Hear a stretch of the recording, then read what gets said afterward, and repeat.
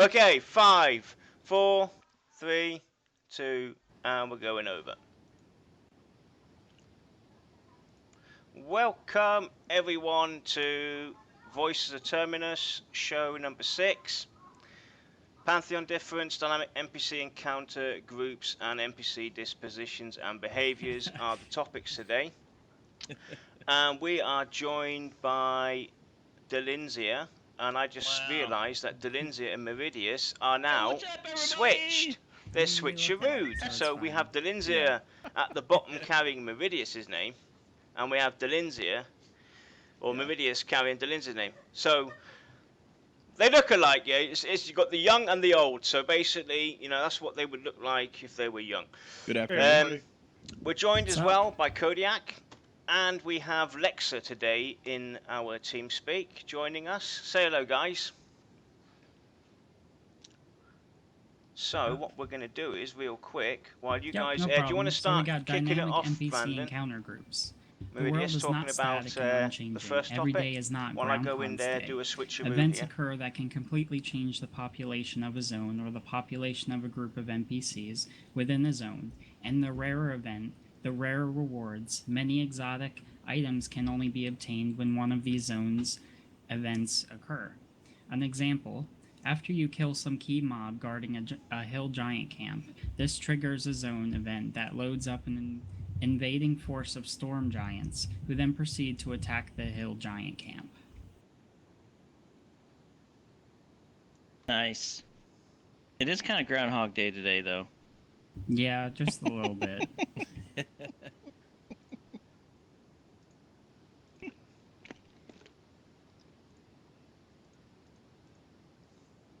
Just a little. So, there we have it. Dynamic NPC encounter groups. So, Dynamic. Who wants to start it off? Counters, and talk a bit about it. Anyone?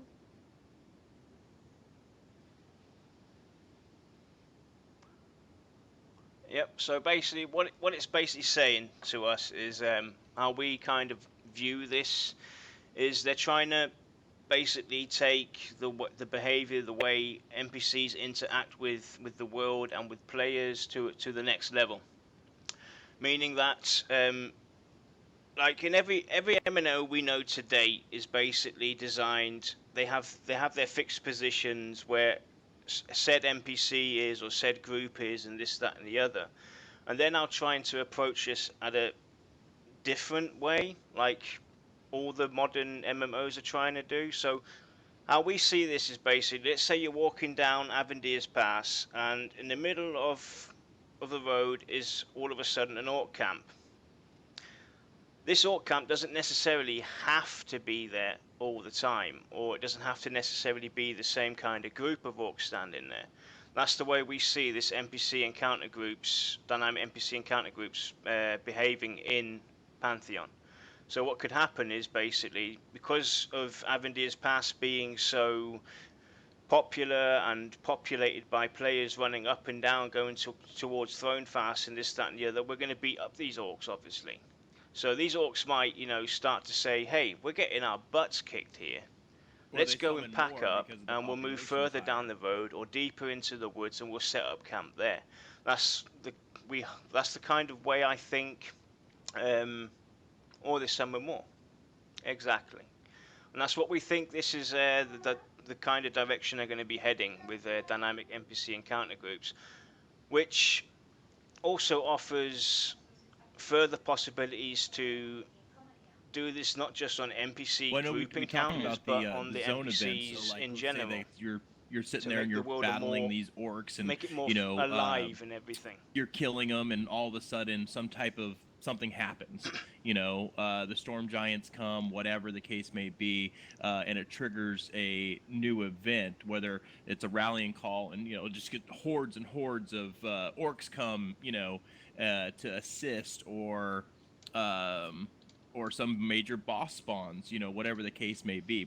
I think we talked about not making it static, meaning that it may cause 300 orcs may trigger it, or 500, or the time of day, or, you know, the number of people in the area, but make it random so we don't know what actually triggers it. So we can't time it. We can't say, oh, at 4 o'clock, this is what's going to happen. Or after we killed 30 of them, this is what's going to happen. You know? Yeah, just from the description there, and from what you've been saying, it makes me think of Guild Wars 2, mostly. Yeah. What I really want to see is that they take it a little step further. I mean, as in with Guild Wars 2, you might have several dynamic events that kind of chain together, like centaurs are attacking the camp. If they take over, this happens. If you fight them off, this happens. But it never seems to go farther than 2, maybe 3 steps. What I'd really like to see is to have these turn into story-driven. Like, if we're talking about separate events as links in a chain, I'd like to see 10, 12, 13 links to the story to really kind of make you feel like it's a quest that's forming around you. Well, that, and don't make it so like, oh, like you can advance that story every 10 minutes. Right, you know, right. like if you trigger an event, that event needs to last for a while, and depending on, you know, if, you know, so many people come to help, then something else happens, or if somebody does nothing, then something else happens, you know. And then that will last, you know, a month or 2, and then so on and so forth. Absolutely.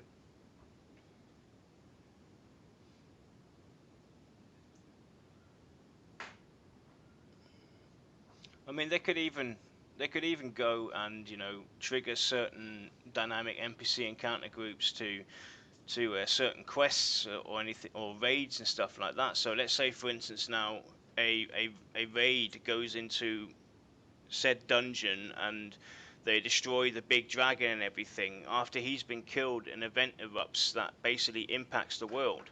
So because we've killed said dragon, all of a sudden other dragons awake around Terminus, and they start to, you know, rage terror over Terminus, and that triggers a whole new dynamic encounter for us to go and explore and try and stop.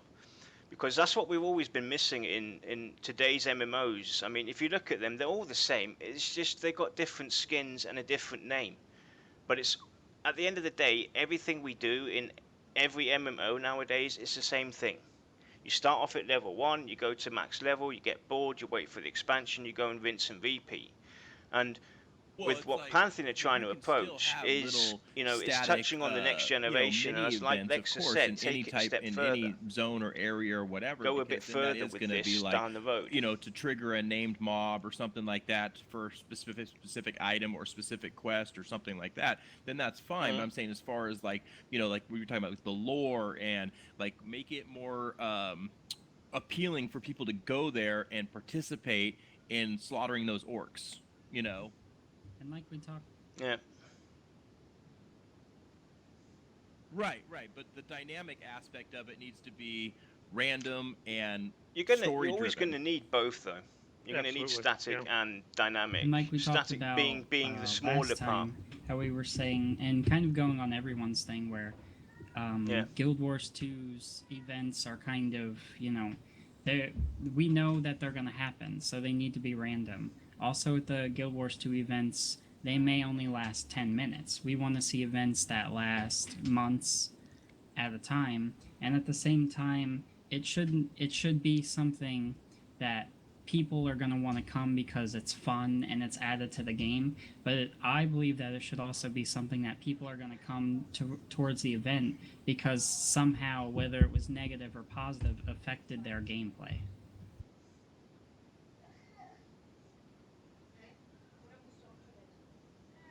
Yeah. Yeah. I mean, it's like what World of Warcraft tried to do with Cataclysm. They changed the complete game. Now, while that was kind of cool, the way they approached that, all of a sudden World of Warcraft was different. You logged into the game and everything was different. You know, NPCs were moved about, NPCs disappeared because, you know, the town got destroyed.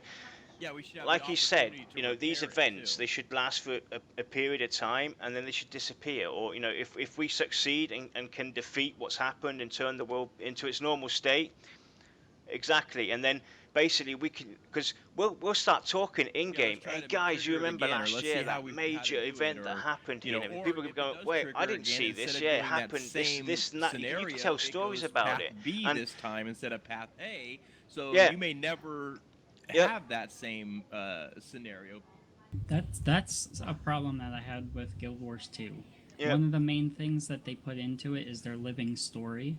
So a couple Exactly. years back, well, maybe not a couple, but maybe like 1 or 2 years back, Guild Wars 2 had a thing where this giant Iron Maiden attacked the most populated city, Lion's Arch, in the game, and it completely destroyed it, and it changed how it was.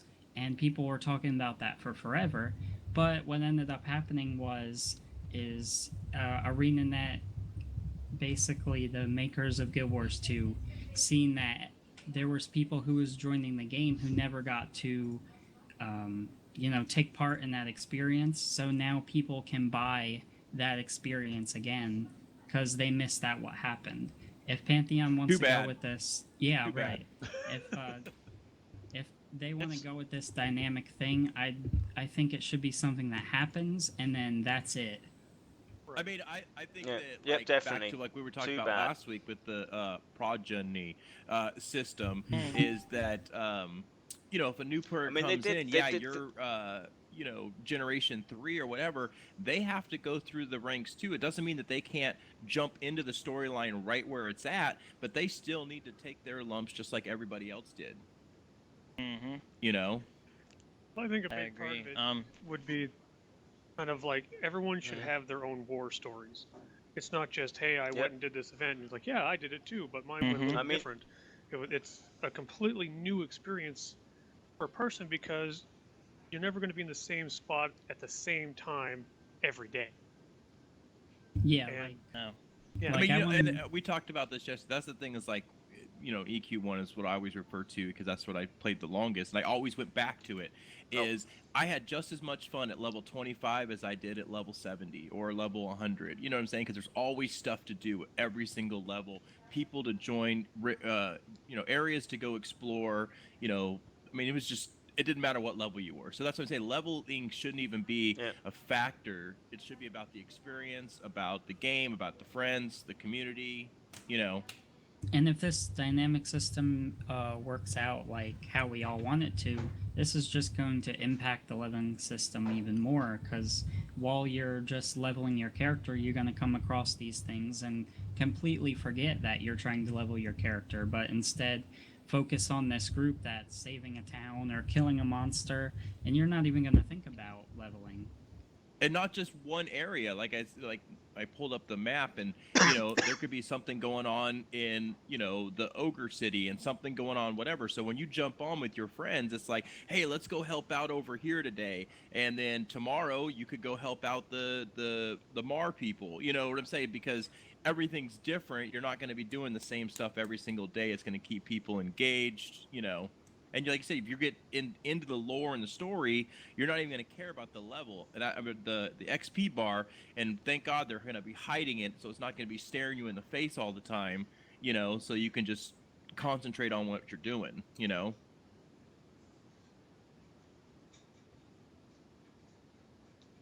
Well, I mean, the world changing. I mean, there's some awesome ideas for that. I mean, we could Sal, go your kind of like on viewpoints? forever, but Anything? I think ultimately they should make things that do impact the world, and it changes the game to where only a few people participate in it, because what happens is then it no longer becomes special to those folks who actually played in the event. So I can see Guild Wars. Obviously, there's people wanted to do that. Hey, that's great, but you missed out. And like I forgot his name here. I'm sorry. I didn't get to meet everybody at the beginning of the channel here. Like he said, everybody wants to tell their own war stories. And that's what makes it special for, I think, every player, is that they got to experience something one time in game. You live with that forever. You take that experience forever because you participated in it. It's no longer special when you have 3, 4, 5, 600, 700,000 other people who've actually experienced the same thing. Right. Yeah, It's like- no longer a I know that special also, thing. there should be other factors into those events as well. We talked about day and night. So if that event triggers during nighttime, it should go another direction. Instead of a bunch of heal giants coming, maybe a bunch of skeletons come to save the day, or not to save the day, but to raid or whatever. If winter versus summer. If it's winter, it'll be a bunch of frost giants. If it's summer, it'll be a bunch of sand giants. Stuff like that. Like have the different elements, the actual, the environment dictate what's going to, how that event is going to play out. Yep.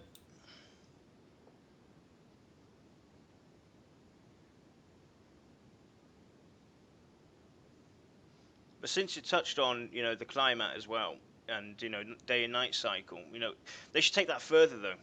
They should use this dynamic system to interact with almost their entire world. Say, for instance, now we take this as an example. We take Phone Fast. You have the city; it's alive. So basically, the sun starts to set, becomes morning. The market opens up. So everybody's going to their stores to open up their shops, this, that, and the other. And an NPC there offers you a quest. So I've taken that quest. I go and do it. That's option A. Now it becomes nighttime. Bar fights. The shops start to close down. They go home to their families, whatever, and nightlife happens. Taverns open up. All of a sudden, you've got weird folk in bar fights. Yeah, we'll get into that in a bit.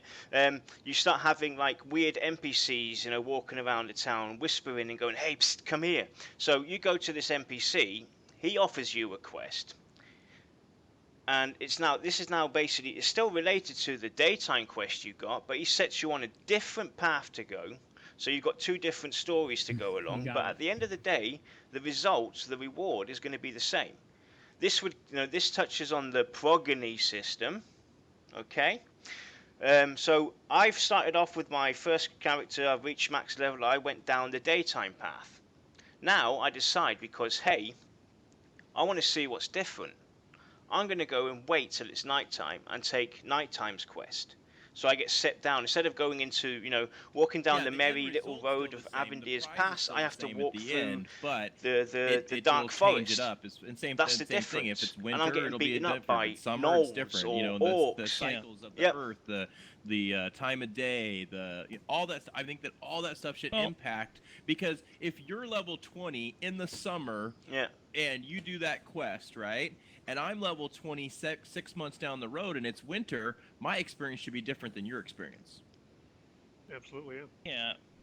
Well, and kind of touching on that a little bit too, like you're saying, well, the prizes could be the same, but you could actually, a good example, because True. No Mai said something in chat about Kithcore Forest. A good example of this too is like in EverQuest, the Kithcore Forest during the day it was safer to travel.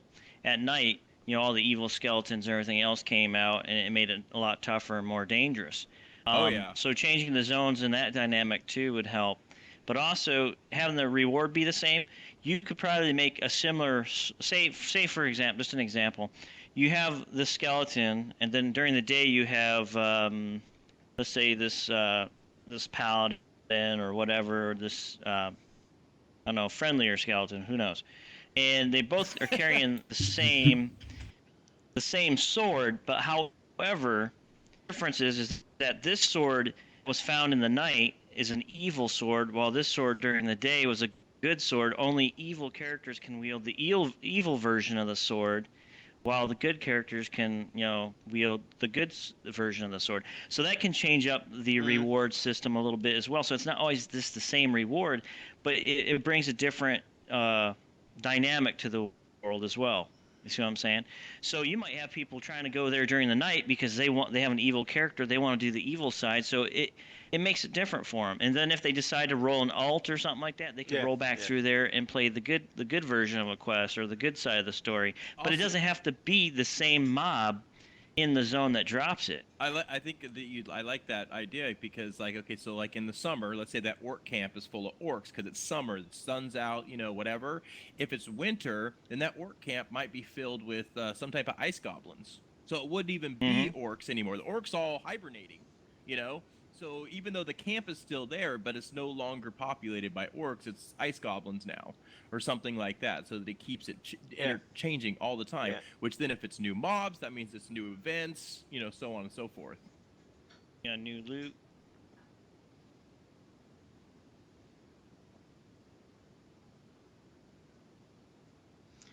Because this brings this, this dynamic system brings, everything that we're screaming for. We're screaming for the old school D&D way of approaching MMOs, having a challenge, having, to find out stuff, not everything given to us. And with this kind of dynamic behavior in a game, it makes it even more challenging for us to actually go out with your friends and interact with people, because hey, somebody the other day heard about something happening in that area over there, so you'll want to go and find out for yourself, and you have to go and look, and it gives us a little kind of adventure and a feel that we're actually doing something. Because nowadays when I'm in a game, I don't have that feeling that I'm achieving something, really. The immersion.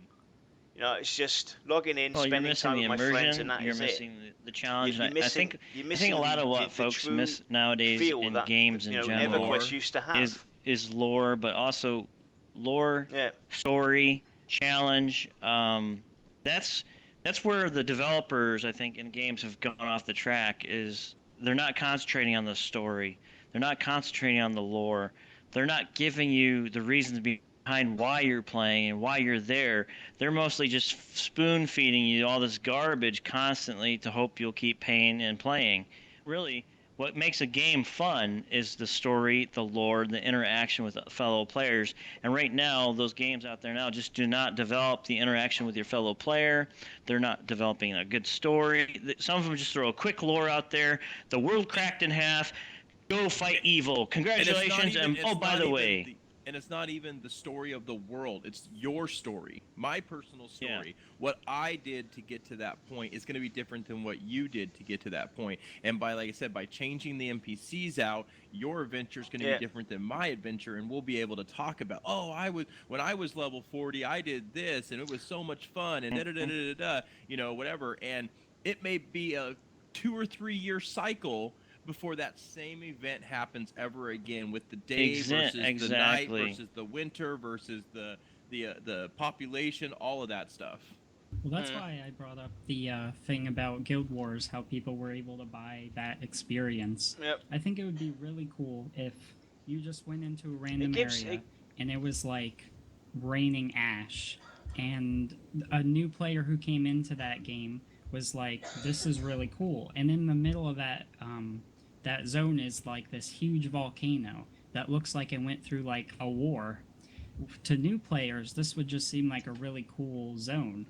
But maybe to players like us who just started, they wouldn't have known 4 months ago, but they would find out that we just battled a giant like volcanic drake that basically took this once good-looking zone and turned it into an ashland with a permanent scar on it.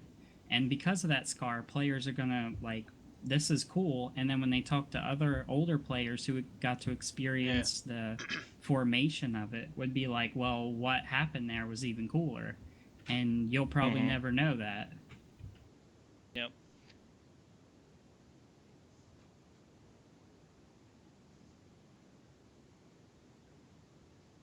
Yeah, and the thing is, what this is good for developers as well. If they kind of try and approach what we've been talking about for the last 20 minutes, is this gives them also time to actually develop the stuff that they want to do at their pace, because they can throw events in like that. Boom. They start an event, it goes on for a couple of months or whatever, or half a year or so, and that gives them time to create the content that they really want to get into the game. If they don't have to necessarily do an expansion, they could then just put in like mini updates that say, right, we're going to start a random event, and that gives them opportunities to save money, to take the time to actually deliver quality products as well without having to charge people and also hundreds we of dollars discussed for the expansions and this, events, that, not and the only other, when without a them new having to event do, triggers, let's say market a sales and month stuff or like that, having these store events sales last longer, for but also rubbish. each leg of that event is a little bit harder, because if 2 months go by, Yeah. not only do you have more AAs, you have or you re-rolled your character with the progeny system, and you have more experience, that maybe the next stage of that event is 4 raid mobs. You might have to have guilds partner up together to go get that whatever, and then after those 4 guys are dead, then it triggers another event with even a harder boss. Yeah, I I mean- like that goes back to like we were saying kind of yesterday, was that these dynamic events are not just three steps and wham bam, thank you ma'am, you're done. It's like maybe say 20, 30 steps, and that's why it takes 6 months to 9 months to a year to maybe even a year and a half. These players have to get together, find the clues to trigger the next event, and it might take 2, 3, maybe 4 or 5 guilds, and you piece the pieces together to make this dynamic event come together. But you got to figure out how to make it happen and why it's going to happen, or however they decide to do it. Yeah. Like, So, you take yeah, your exactly. map corner, I take my map corner, somebody Let's else add it comes together. together, and now we've all come together, and now we've got this massive spell book that will give us the ability to actually go against this this god, per se. We're all about God, so we may have to go find this certain spell book throughout the world, come together, put it together, and then that will weaken that god, so that way we can take it out. Yeah, So, I would I mean- love to Exactly. see some kind of side quests to a dynamic event that would actually influence its difficulty. Oh yeah. that too. Yeah. It just reminds me like the EverQuest Coldane Prayer Shaw quest. It took like 8, 9, 10, 20 steps to complete this Shaw quest. But the more time you put in it, and the bigger the steps, the cloak, the Shaw got stronger and stronger and stronger until you got the final piece. Yeah. So I know we talked about that also with the quest. Like, if you're gonna, go kill 10 of these, come back, get some gold, go do this, whatever. I don't want that. If you're gonna send me on a quest, send me on a quest. a quest. Don't send me on a 3-step thing. I Kill mean, 10 rats. Kill Frodo 5 rats. didn't get the ring in 20 minutes. You know what I'm saying? No, he didn't. Yeah, send me on a quest Yep. that makes me feel like only I can complete it. Yeah. Well, not exactly. just you, but that you need No, he your didn't. friends, your guild, your people in the zone to come together and accomplish something. Yep, and then Right. Yeah.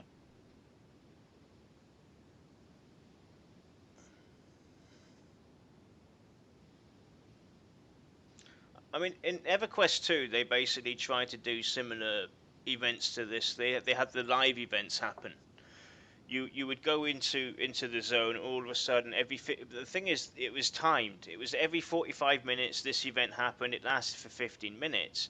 At first it was interesting, but because it was static, it was a static live event, it got so boring, because first off, the reward wasn't what it was. It was said to be special, but everybody could achieve it, because they started to make it possible for everyone to achieve, and we don't want that. We're not looking for that in MMOs. We want a challenge. We want to have something, to tell our story to my friends or to new people when they come in, and say, hey, guess what, Delincia? 2 months ago, I did this event and it was so awesome. Yeah, The because story I was there I during the went winter, through it was this brilliant. going And then on. I was Dal there would go, during the yeah, summer, it I was had a this similar going on. experience, Yeah. but my experience was with this event. This and that happened. That's what we're looking for. Yeah. The dynamic events. So anything from chat? Anybody from chat got any input towards this they want to share? So we go read through. Yep. Dynamic NPC encounter groups. Jimothy said that that would be neat with some mobs at certain camps changing after enough groups have killed the orcs. Maybe at this it camp, changes just the silly spawn that they time. are still orcs Maybe it there. starts slowing Yep, down true. because they're getting their asses kicked. So, and then eventually, if people keep going to that same camp, they just quit spawning completely. and then nobody's going to go to that camp, and then one day you're going to come back to that camp, and now it's full of goblins. What the hell, you know? Yeah. I know. Yep. Go ahead. I know it Well, goes into behaviors and stuff. I don't know. But what if Go ahead, man. we killed a bunch of orcs? I wonder if their personality, that we'll get to in a second, would change. Instead of it being a bunch of bullies and protectors, what if they all turn into like cowards?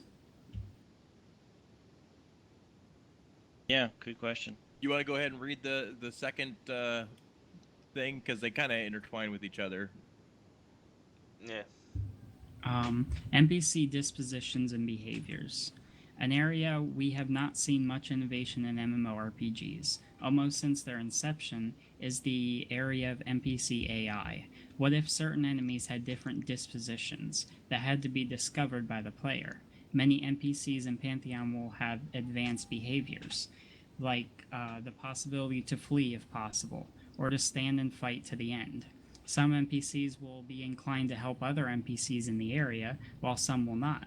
Some will target certain classes within the group that are attacking them. NPCs' movement speeds may vary if they feel they are outmatched. While it's too early to go into detail, some of the different dispositions we are working on include the Alarmist, the Bully, the Craven, the Opportunist, the Protector, and the Strategist. I think that's kind of cool, because we discussed this earlier, but that you could kind of put like a, like the bully, he would go after the lowest level person in the group, right? The opportunist is going to go after the person who has the lowest health, Yeah. The protector, he's of course going to be like the healer, the strategist might be the crowd control, putting us to sleep, putting our healer to sleep, because he knows if they take out our healer, then we're SOL. Yeah, and like I said, I wonder if it's going to be like things that are set for a specific mob group, or if it would change depending on the climate or how big our group is, or something like that. I think with the whole disposition system, there's an awful lot of room to do a lot of really neat things. I mean, you could go as far as saying it affects quest NPCs where you're, say, you pick up a quest from a paladin type character. You're a rogue. You got the quest item that you needed because you pickpocketed him. So your disposition in comparison to, or your action, sorry, compared to his disposition would be counterintuitive. So he's not going to be as happy about how you did it, if that makes any sense. Oh no, I don't think that's something that we touched on, how certain dispositions may affect certain quests. So that's a really good thought. Oh yeah. Well, I mean, it gives me kind of, as far as reward, like if you're back to faction, the higher your faction are with that disposition or whatever, the better the reward. If you have the protector type status and you're getting a quest or reward or turn in by another protector, of course he's going to reward you higher than, let's say, a bully. Right. Yeah, I think it's more like kind of giving multiple solutions to a quest. Like, it's just get this item. Okay, so you can kill the guy, you can negotiate with him, you can pickpocket, etc. And based upon how you complete that, like, if with my previous example, if it's a paladin type character, he's not going to want you to be a coward. He's not going to want you to, like, maybe murder a guy.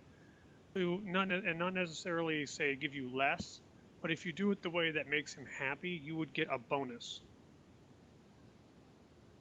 Or like in a Fable style thing, depending on how you did your quests, ultimately chose your character's alignment towards the bully, the craven, the optimist. Maybe, right.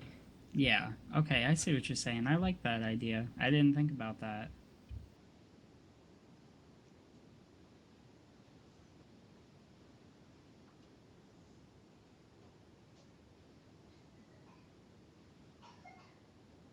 It's definitely interesting. I mean, we have the alarmist, the bully, the craven, the opportunist, the protector, and the strategist, and taking these behaviors and giving it to players as well in a level is also an interesting idea. I mean, NPC behaviors is what kind of destroyed games, because you went into said zone, said dungeon, said area, and you knew exactly how the NPC is going to react.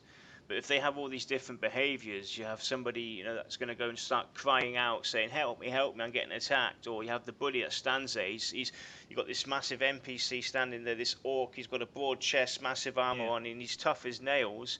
Or you all Well, of a sudden I think too, touching on that system too, I think what would be interesting too, not just mobs that you would lift fight, up and leg it. say out in the open world, you know, in the player-verse environment, but just say for instance, you go to the tavern in town. There's NPCs, you know, wandering around in the tavern, and this NPC walks up to you or walks by you, but what you don't realize, he's an opportunist NPC, even though he's not dressed like a fighter or warrior or a thief, but he's an opportunist. He just pickpocketed you and took maybe, you know, say 5 or 6 pieces of platinum or gold or whatever from you, and you might not recognize it. You might not even notice. And then later on, you're down the road, you're going, you know what? I thought I had 206 pieces of gold, but I only have 200. That NPC in the tavern just robbed you, so now you go back and you start a bar fight with this bastard. Okay, so now it makes the game more interesting too. So not only are your bad guys out in the world that are opportunists, oh yeah, that would be cool. But you got opportunists within your common folk as well in your town, who could have the potential to rob you. They could actually give you stuff. Just random events like that within the town that you pass an NPC. It might give you something based on your class, based on your race, your faction. You have a protector status or whatever, and somebody runs up to you and says, "Oh, you saved my mom. Here's 5 gold." Yeah. Well, you just had static. You had static beggars for some things, but I mean, no, seriously. You like Skyrim, an example of Skyrim, if you ever played it, was where you could go into a shop and you could try to rob the shop owner, and you might get caught stealing it, and then the guards get called in on you. You know, that's kind of an interesting system too. But just think of this as a more advanced system where you walk in, you don't even know the NPC is going to rob you. Okay, you have no idea. You're just wandering in this tavern. And there could be opportunists in there. There could be a protector in there. A protector could come up and tell you, "Hey, NPC over there just robbed you." Now you know who to go, attack in the bar fight because the protector saw it. The opportunist is standing on the bar taking bets. Yeah.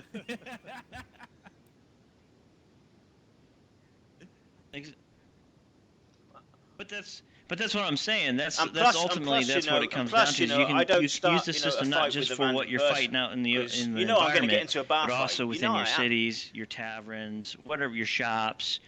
You could continue to use that system. So.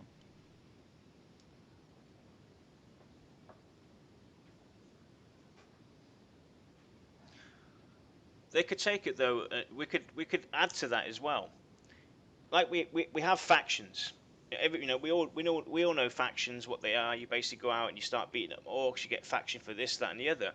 Let's take these dispositions and give them to the players as well, where you can actually even advance these systems. So you reach max level of being an opportunist. That opens up a quest possibility for you to maybe gain a special spell that you can use as an opportunist, or as a bully, or as an alarmist, or a protector, or strategist. So they could use that system as well, implement it into our way of, Hey, Pantheon's website's PantheonMMO.com, right? Up, yep. And you could then go and skill these system, on top of it. There really is almost limitless possibilities, because you could even do dynamic events. Yep. If dispositions were something applied to a player, even just basic. So say a protector walks down the street in the slums part of town. Yep. A Craven character comes across a Craven NPC walks near to a bully one. They interact. The Craven runs to you because you're a protector. There's a new quest. Yeah, Yeah, that would be really cool. My only question is, it says that they'll have to be discovered by the player. I wonder if that's going to be Yeah, like there you an go. extra stat, like intent, or You have to something. con them or something to Yeah. discover what they are. Yeah, like if, because I can't imagine it'll just show up if it says that we have to discover it. Or is that going to be like an ability that we'll have to use on like Yeah, but this we're certain talking mob? about it being our thing, where this is all based on the NPC's behavior in the Right. in an orc camp. And we're talking about like, hey, let's take it to the next level and let's give these dispositions to us as well, and have it interact with us. So totally different. Right. Well, I mean, even with that, you could just say that, instead of doing the disposition to a character, the Craven NPC walks across the bully and comes to the Crusader, because that's just his class, and he's obviously a good guy. But Timothy, sorry if I slaughtered that, he makes a good point too, that it would be nice to see, like, say you take down an orc camp, and this guy's a strategist, this guy's a bully, this guy is Craven. They respawn and they're completely different now. So it's almost like every single encounter. So each encounter would be different. Yeah, they would right, change their. You're gonna have to kind of take baby steps and play it safe a little bit. Yeah.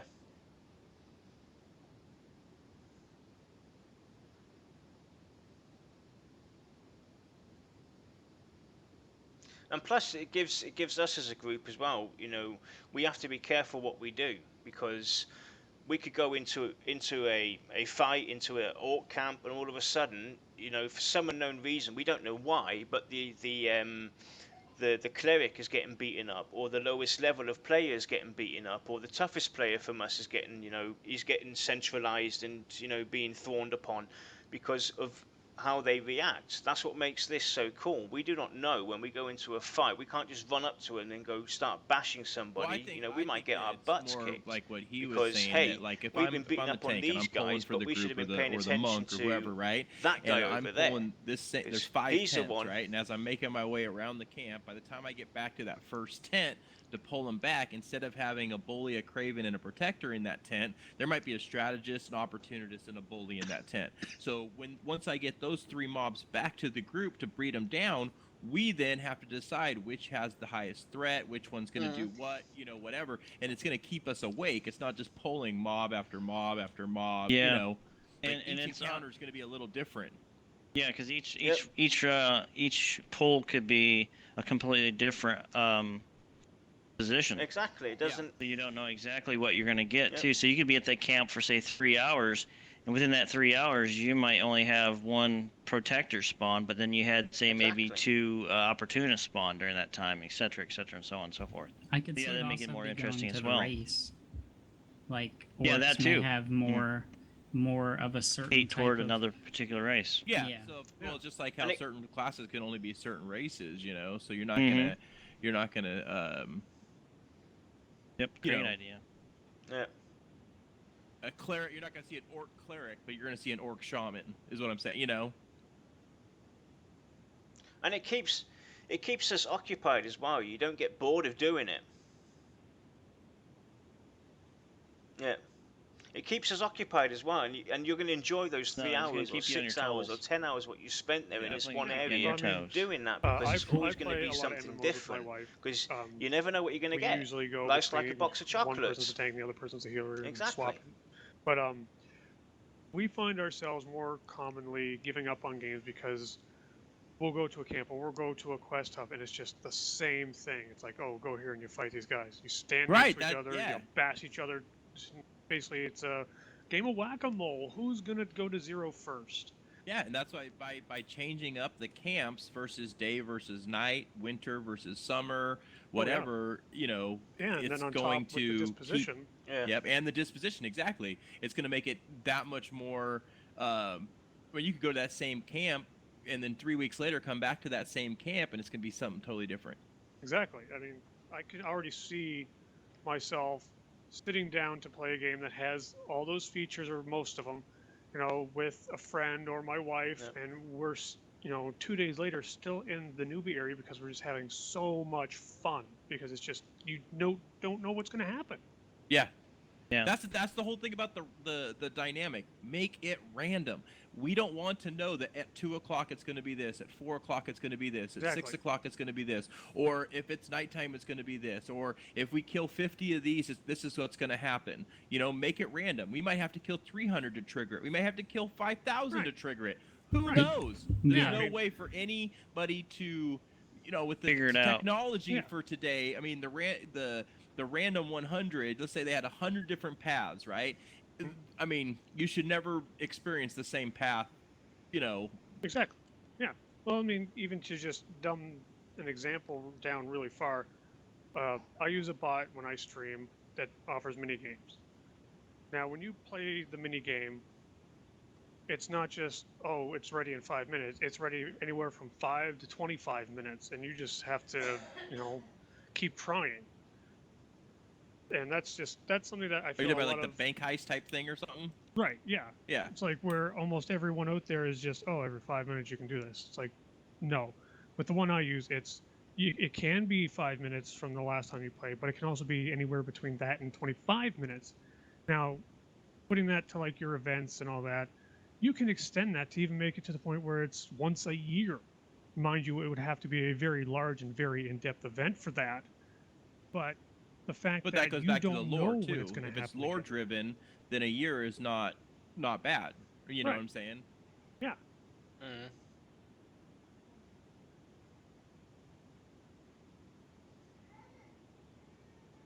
Yep. And they shouldn't, you know, Yeah. give in next to time, yeah. people going, I mean, well, I want to take part in I this think that's the event, but I biggest thing can't developers because, make you the know, biggest mistake too, is that they're always catering to actually the minority, because believe it or not, in general the majority wants it a certain way, but they always cater to the minority, and the minority is usually the biggest loud screaming whiners that are out there. Well, the changing world. Developers need to stick. They need to stick to their plan. Yeah, they need to have their vision, stick to their guns, and understand that even though some people will be very vocal to the point of extreme, they're still probably going to play the game. Yeah. But Yeah. you just got to hold They're just true to what you want, and that's something to their where, vision. Yeah, like with Pantheon being a lot of old school EverQuest developers, and the fact that, you know, their Kickstarter failed twice, but they're still doing it. That speaks volumes to me and has me really excited, because to me that means we love this game. This game is happening, and you may not like it. They're That's determined fine. to do it. Yeah, it's like, if you don't like it, that's perfectly fine. Go play your WoW, go play whatever. But to me, with the minute they open those gates, I'm there. I'll be foaming at the mouth waiting. Oh, and also because they do have a small team, right? Which is fine. If they make it dynamic, like you said, like if everything's changing all the time, we're gonna have so much content just by the dynamic world that they can take their time to come out with that next expansion. They're not going to be rushed for content because the world is always changing. It's always new for us. Absolutely.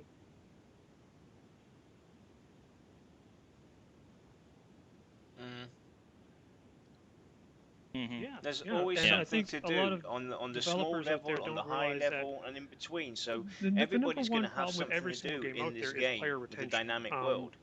Even WoW, you know, if you were to have real numbers, you know, you would see that it would spike when a new expansion comes out, and then it just, you know, slowly dies off tapers from thereafter. Yeah. Even Black Desert Online, I knew probably 50 people that were just super excited. They went and bought like the biggest packs they could, and, you know, was it maybe 3 weeks now since it was released, maybe a month or so? They don't play it anymore.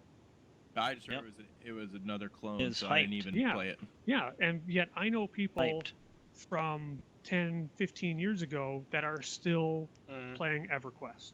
Because... and that's the go-back game for almost every single one of us. I know that I'll go try the Elder Scrolls, I'll go try Rift, I'll go try whatever, but guess what? After, 3 months or whatever, where do I always end up?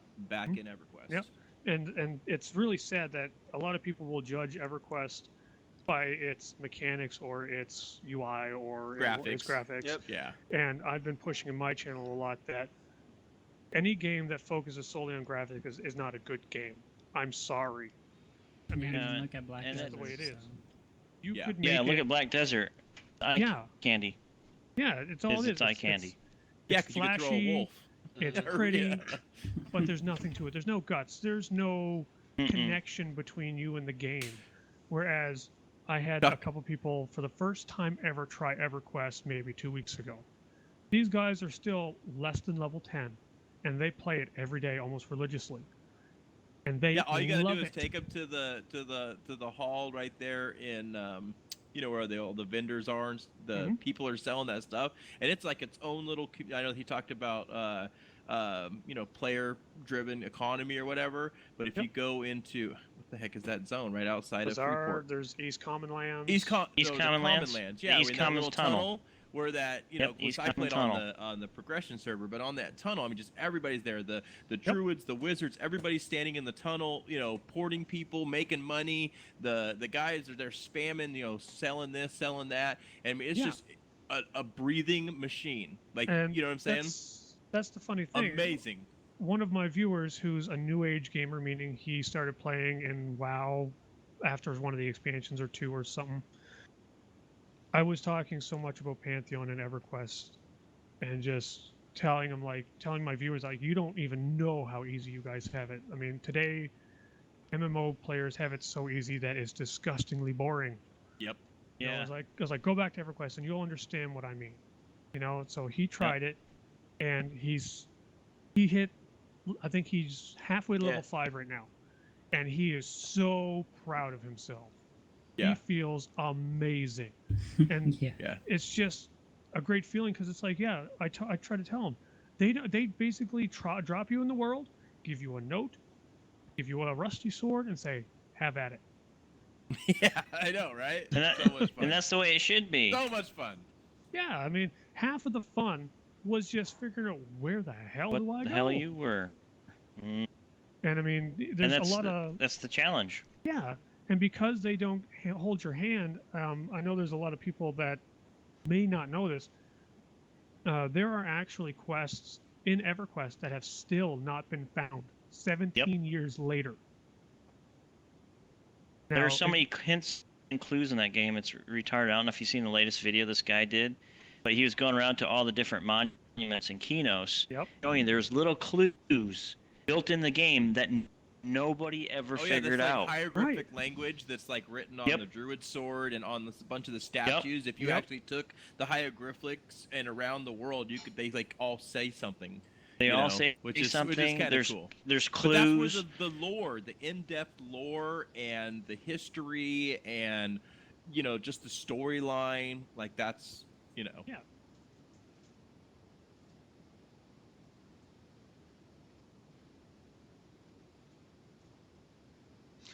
I mean, the problem is with games nowadays is you log in, you have a UI that's overwhelming. It tells you everything from the get-go. Everywhere you run, there's an apostrophe going out saying here's a quest, there's a quest, there's a quest.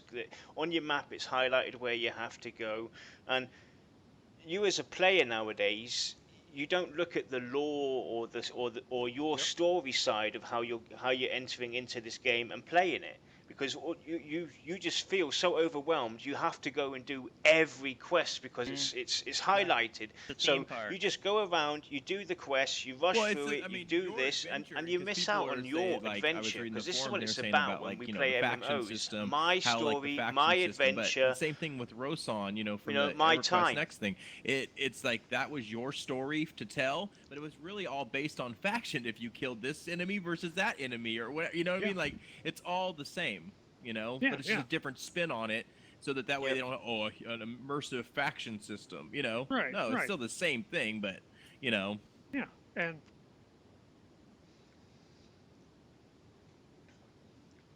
Mm-mm. Because you didn't have to do every quest in EverQuest to have your story, because you had to figure stuff out. So you got from level 1 to the max level, and you might have missed out on 3/3 of the content, Yeah, whereas exactly. somebody and actually figured it the thing all is, out like, and went I'm down not, that I'm not path. saying But that you kind game of should meet no up at longer the be end, like, hey, and there's you a have quest you here. have your own stories What they to should tell. do is be a little more general on it. They should just like, hey, I got this feeling that there's stuff to do, at the Well- tavern in this town. Yeah, I narrow think it down. the big thing too, like going back to kind of the D&D too, is you always had to listen to rumors. Yep. You know, and there should be rumor NPCs or something like that, and they kind of give you a hint. You know, hey, so I heard this beggar was saying a story about something that happened in the Kodiack Desert. So now you know there's something about the Kodiack Desert that you need to go out there and take a look around. I mean, just rumor stuff. And there should be NPCs throughout the entire world giving rumors. Not, hey, exclamation point, hey, come talk to me, bro.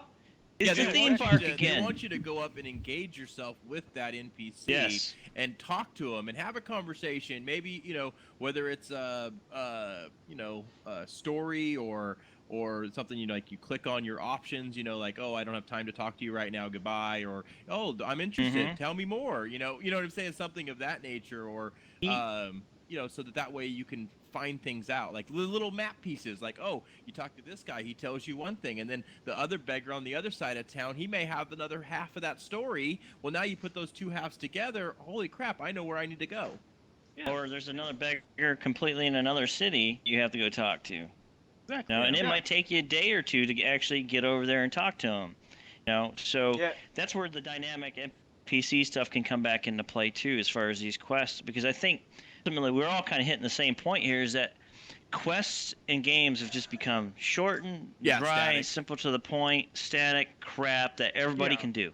It almost feels I mean, like you could take it kind of take feels one like NPC. when you play WoW, Mhm. you have a developer holding your hand, taking you Yep. over to the guy and saying, "Here's where you go." Mhm. Whereas just say, there's guys over there that will have you do something. It's just that simple. Yep. Yeah, I mean, it's, and like, it's not just dynamic NPCs. I think it's just dynamic everything. Like, I think that's Yeah. what everybody's looking for. They want, with the climate change and the mobs changing in and out. With the winter versus the summer, the quest NPCs changing out day and night. So you may still get that same quest, but during the day it's from a vendor. At nighttime it's a drunk dude in the bar. It's just different things changing in and out. So, and especially with the progeny system, if I replay another character and I go through that same race, same class, same everything, guess what? The next time I do it, everything's going to be different. It's going to be a whole brand new adventure because the world is dynamic.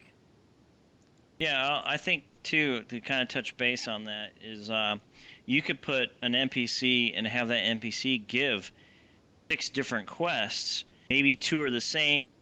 The other 5 are completely off the wall different, that take you in 5 different directions. But guess what? Here's the kicker to it, is that this one NPC may only give the quest to the Doom dungeon maybe once in 3 months. You know what I'm saying? So you've just prolonged a quest that people won't be able to get until like 3 months later. Oh yeah. So it's going to be. Well, it depends on the significance of that quest. So if it's But that's what I'm saying, is you can make these NPCs to be a point where they might only give this quest at in like say 5 months, or 2 months, 3 months, depending on the size of the quest. That way it keeps your world more dynamic and more random, because that's where we're all going with this. Is you want randomization, because you don't want to have to wash, rinse, and repeat. And I think ultimately too, we're getting back to the level thing. Leveling should take time, because you should grow with your character, you should grow with the experience as you make your way through the world. And the way a lot of these games now is, you're a level 100 in 2 months, congratulations. And you still don't know what you're doing. Yeah, you don't even know how to play your class right. Yeah, you're still going online to find cookie cutter builds. Yep. Exactly. Yeah. And that's where they need to go back to the roots of making a game challenging. Oh yeah. So. And like with having certain quests, if you stagger them, like one quest is available every week, the other one's available every month, and so on and so forth. No matter who, it's going to change the world up. Yeah, I mean, everyone's going to want to go back to that person all the time. Hmm? You're always going to be on the hunt for something new and exciting, because something's there that you didn't see yet. Yeah, well, that's what I think the whole dynamic thing is. It takes it so much further than just encounters. I mean, that's pretty much my closing statement. I have nothing more to say about it. Is make everything dynamic, not just the encounters. Yeah, as much as they are physically able to, because like That's again, pretty like much Pantheon that's being pretty a much it. small Yeah. dev team and limited resources, it's very understandable that they're not going to be able to pull off 100% dynamicness to the world. But even if they're willing to do something like say, hey, right now our camps are dynamic. Well, in this expansion down the road, we're going to make it so now you have dynamic quests, and it's just kind of giving expansions a true expansion feel, not just hey. But see, that's the thing, and we go. talked about this a few weeks ago before we even started doing these shows, or a week or two ago. Anyways, what was I gonna say? Oh, leveling. 1 to 50 with expansions. I would rather have expansions with more content instead of expansions going from 50 to 60 or 60 to 70 or a new grind, whatever. Have more 1 to 50 content. So that gives the opportunity that you can either advance your level 50 with AAs, or you can use the progeny system and start another character, but it's always going to have something new to do. Right. Yeah, that was one of the biggest problems I had with expansions for almost every game. When you get the expansion, it's only for the end game of the previous version. Whereas with EverQuest, they came up with Kunark. Well, now you have a new race, so which means you have a whole new chain of zones to go to level that specific race up. So that makes you feel like there's content for everybody. Whereas with WoW, it's just, it's a new place for when you're max level and got nothing to do. Anyways, I think you're right. We are getting away off the subject. Sorry. We're the developer roundtable. Guys. So let's try and get back onto the point here, and I think we've covered all the bases. We're now going to go into the session where chat can get involved, ask questions, give some input or whatever towards what we've been talking about today. And then we'll go into the closing statements, I think. So we're going to give time to chat, to catch up, ask questions, and get involved. Okay, so going back to the dynamic NPC, we were talking about how the world would change in events and its cataclysms. Then we have this evil dragon I would do that all the time. That flies into the halfling home and might sit there for the next 4 months. Now it gives the whole server an opportunity to come in and take the dragon out. So what were you going to say? There you go. Yeah, exactly. Now we're on track. Basically, instead of taking the dragon out, I would toss the gnomes towards the dragon. We would have the opportunity to repair the world, or push that dragon back, or whatever, to get that city back to the way it was. And then the city gets back to where it was, and we realize that killing the dragon made it worse. That's something that it triggered a different event. Now, because we killed that dragon, that whatever happened, now something else happened somewhere else in the world, and now it created a different problem for us to go solve and figure out and encounter. Yeah. Yeah.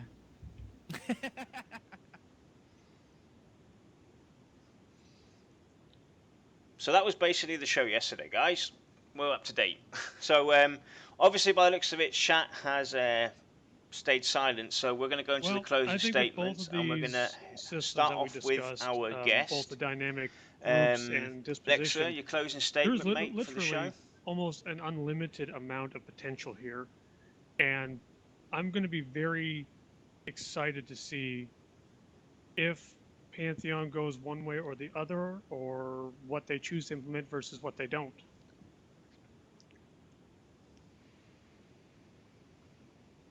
Yeah, like I said, my thing is just dynamic. Make the world dynamic, mobs dynamic. Nice. Night and day. Kodiack? Seasons, all that stuff should affect the different zone events, the dispositions of the characters, stuff like that. So. Basically just everything that we talked about. I think these dynamic NPCs and encounters are just going to make the game feel alive and full, and if they pull it off, I really don't see a reason for them to have to give me an expansion every 1 or 2 years. If you give me good enough dynamic encounters that take me and the entire server months or even a year to figure out, I'm not going to care about expansions. So hopefully they do this Yep. right, and it's going to be great when they do it. Yeah, I think I'm thinking on the same lines of that. You know, Dal? pretty much the same thing. I mean, just if they can make it random, dynamic, as far as not being the same old quest Nice. time and time again, more in-depth stories, longer quest lines, slow down the leveling process, slow down the advancement process a little bit. That way people get time to learn their characters, learn the story, learn lore, learn places.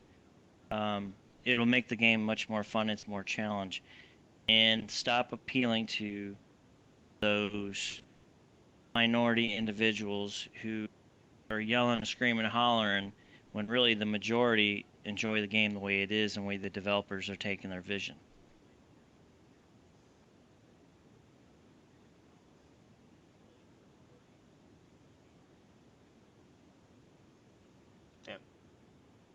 Nicely said. So my closing statement is the following: everything everybody else has said, plus, you know, I realised I've been on the forums recently, and I've seen us players take a step back instead of going forward with the developers. The developers are trying to push the game to the next level, but when we talk about certain topics, we kind of single out a said topic, faction, spell, and everything. This can now be all united, and we should view it as that.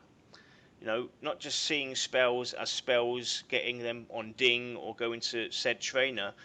We can advance that now. So guys, you know, put your input, throw your minds together and think about it. Think about dynamics, how this can be made, you know, into the next generation, but on a level of old school appeal that we want. That's my closing statement. So great show, guys. Yeah.